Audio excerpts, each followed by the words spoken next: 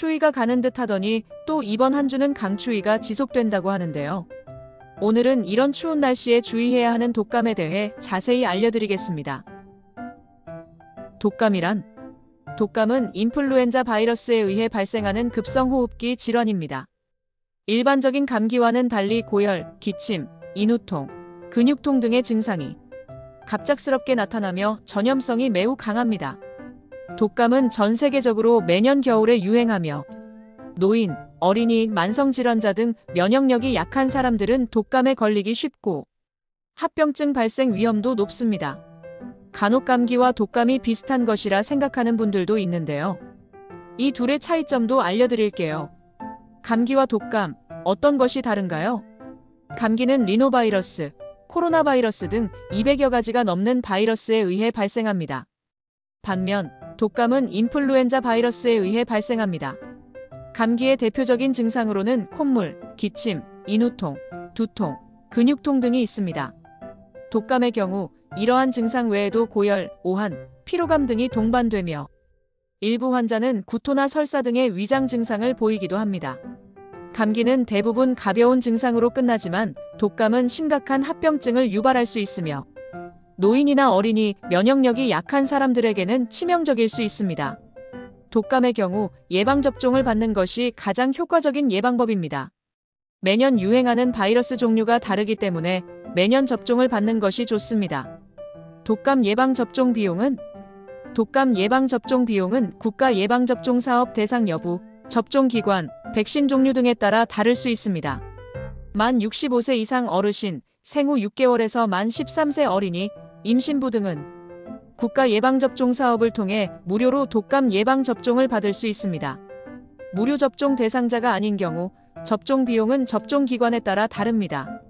일반적으로 성인의 경우 3에서 4만 원 정도의 비용이 소요되며 소아의 경우 이보다 저렴한 경우가 많습니다. 독감의 합병증이란? 독감은 자체로도 심각한 질병이지만 합병증이 발생할 경우 더욱 위험해질 수 있습니다. 대표적인 합병증으로는 폐렴, 기관지염, 중이염 등이 있습니다.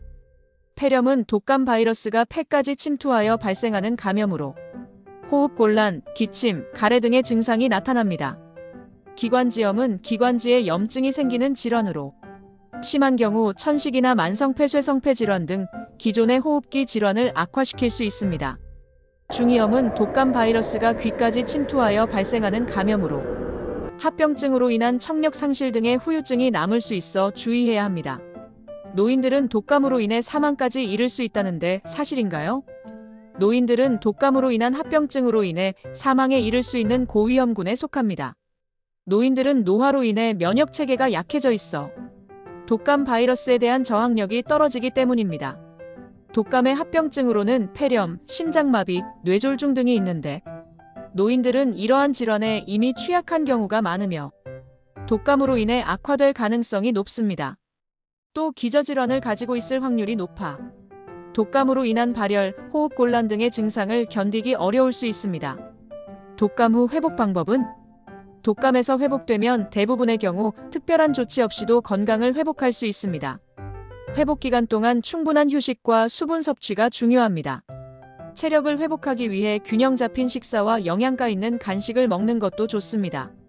가습기를 사용하여 실내 습도를 조절하고 환기를 자주 시켜 공기를 깨끗하게 유지하는 것도 중요합니다. 손을 자주 씻고 마스크를 착용하며 사람이 많은 장소를 피하는 등의 생활 습관 개선도 독감 예방에 도움이 됩니다. 오늘은 이렇게 감기와는 또 다른 독감에 대해 알아보았습니다. 알려드린 내용 참고하셔서 추운 겨울 건강하게 마무리하시기 바랍니다. 구독과 좋아요는 사랑입니다.